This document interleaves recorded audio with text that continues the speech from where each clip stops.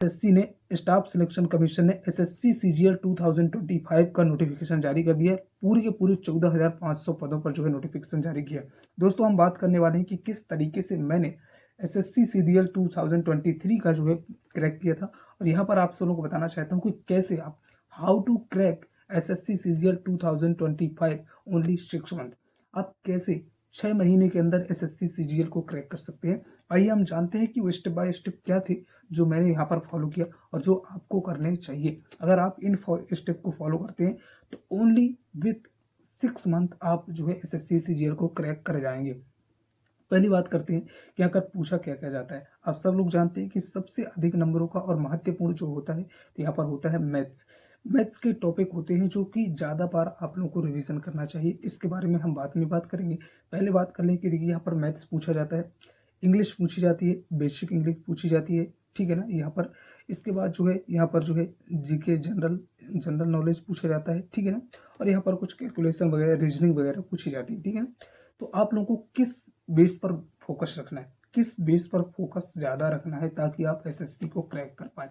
देखिए मैं यहाँ पर आप सबों को बताना चाहता हूँ ओनली 3 चीज़ें। आप जीके जीएस को छोड़ दीजिए, ठीक है ना, अभी के लिए।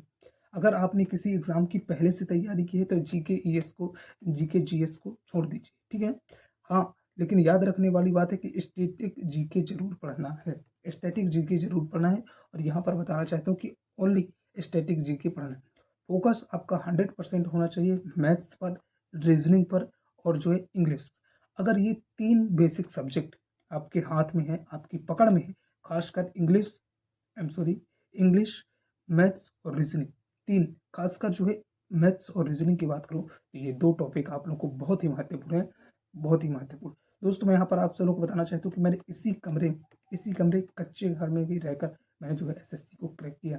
तो आप भी कर सकते हैं। ये 100% आप खुद सोचिए कि आप कर सकते हैं। बस आपको जो है एक बार दृढ़ निश्चय रखना है और आप कैसे 6 महीने लगातार पढ़ाई करके कैसे आप क्रैक कर सकते हैं।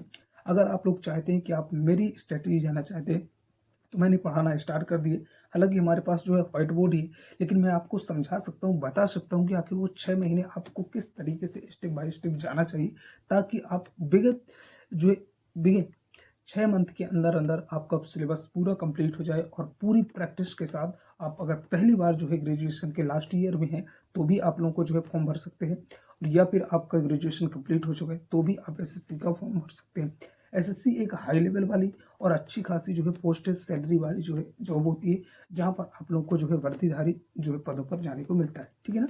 यहाँ पर एक चीज़ मैं और बता देना चाहता हूँ कि सबसे बेहतर और सबसे ज़्यादा इंपॉर्टेंट अगर मेरे से कोई पूछे तो मैं एक ही शब्द कहना चाहूँगा कि अगर आपको 6 महीने के अंदर अंदर एसएससी सीजीएल को क्रैक करना है तो आप लोग को एक ही काम करना होगा। मैं हमेशा सभी भाइयों से कहता हूँ और जो मैंने भी फॉलो किया है कि सबसे पहला स्टेप जो होता है तो अपने सिलेबस को जानना। किसी भी स्टूडेंट के लिए जिस भी एग्ज़ाम को क्वालिफाई करने के लिए सोच रहा है, जिस भी एग्ज़ाम को लक्ष्य बनाया हुआ है, उसका जो है उद्देश्य होना चाहिए कि पहले अपने पूरे के पूरे सिलेबस को जांचे, पूरी तरीके से सिलेबस को जान लेना चाहिए। उसके चारों के चारों जो है कोनों तक जाकर उसके सिलेबस की अंतिम पहुंच तक जाना चाहिए। दूसरी बात ये कि सिलेबस को जब जान ले तो उसके जो है अलग अलग भागों में उसे डिवाइड करके पढ़ाई करना स्टार्ट करना चाहिए। समझना चाहिए कि किन और देखना चाहिए प्रीवियस ईयर, खासकर सबसे महत्वपूर्ण है कि प्रीवियस ईयर क्वेश्चन पेपर को आपको जरूर लगाने चाहिए और देखने चाहिए, लगाएं या ना लगाएं लेकिन आपको देखने चाहिए कि किस टाइप के किस कैटेगरी के क्वेश्चन पूछे जाते हैं और अब किस कैटेगरी के क्वेश्चन पूछे जाते हैं। क्योंकि एसएससी सीजीएल ही नहीं बल्कि एसएससी कि हर एग्जाम में रिपीटेड क्वेश्चन पूछे जाते हैं, हमेशा रिपीटेड क्वेश्चन पूछे जाते हैं। केवल और केवल 5 से 7% ही ऐसे क्वेश्चन होते हैं जो कि नए बनाए जाते हैं, नहीं तो सेम क्वेश्चनों को बार बार रिपीट किया जाता है। तो मैं यहाँ पर बताना चाहता हूँ फाइनली दोस्तों कि आपको अगर आप 6 महीने के अंदर एसएससी को क्रैक करना चाहते हैं तो आप बढ़िया से कोई भी यूट्यूब चैनल को ज्वाइन कर सकते हैं। फ्री क्लासेस भी बहुत सारी क्लासेस अगर आप, क्योंकि मैथ्स में तो आपको कैलकुलेशन सीखनी पड़ेगी, ठीक है ना।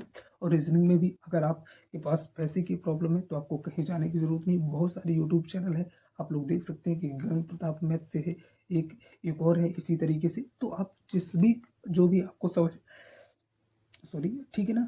तो आपको बेसिक से एडवांस तक पढ़ना है। और खासकर एक बात मैं ज़रूर बताना चाहता हूँ, कैलकुलेशन आपको बहुत बेहतर रखना है। Calculation the best important of the assessee CGL exam.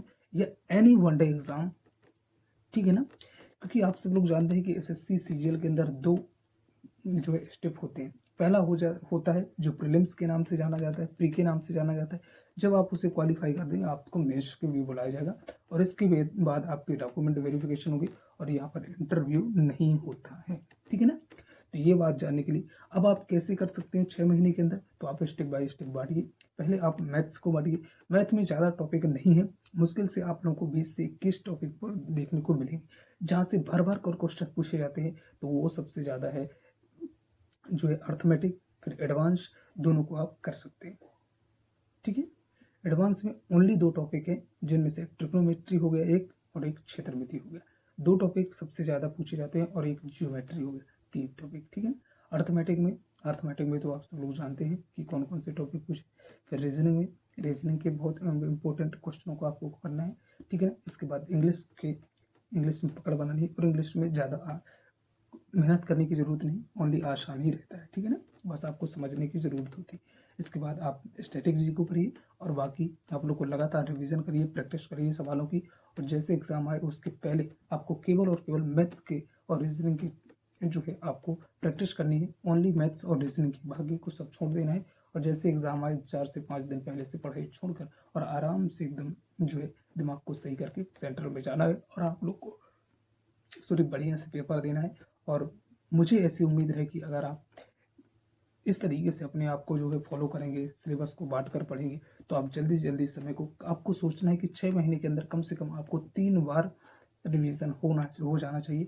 और ज़्यादा सवाल लगाने की ज़रूरत नहीं, लेकिन जिस सवाल को आप लगाएँ तो याद रहे कि उस पर प्रैक्टिस इतनी होनी चाहिए कि वो सवाल देखते ही आपको वहाँ पर बुक में या कागज़ में बनाने की ज़रूरत नहीं पड़े, आपको सीधे देखते ही उसका कैलकुलेशन आपके दिमाग में आनी चाहिए, ठीक है ना। प्रैक्टिस ऐसी होनी चाहिए, क्योंकि प्रैक्टिस मैं बार-बार कहता हूँ कि रूस ली ने कहा था कि मुझे उस व्यक्ति से डर नहीं लगता जिसने एक किक को जो है 1000 किक सीखी हों, बल्कि मुझे उस व्यक्ति से डर लगता है जिसने एक ही किक को 1000 बार प्रैक्टिस किया।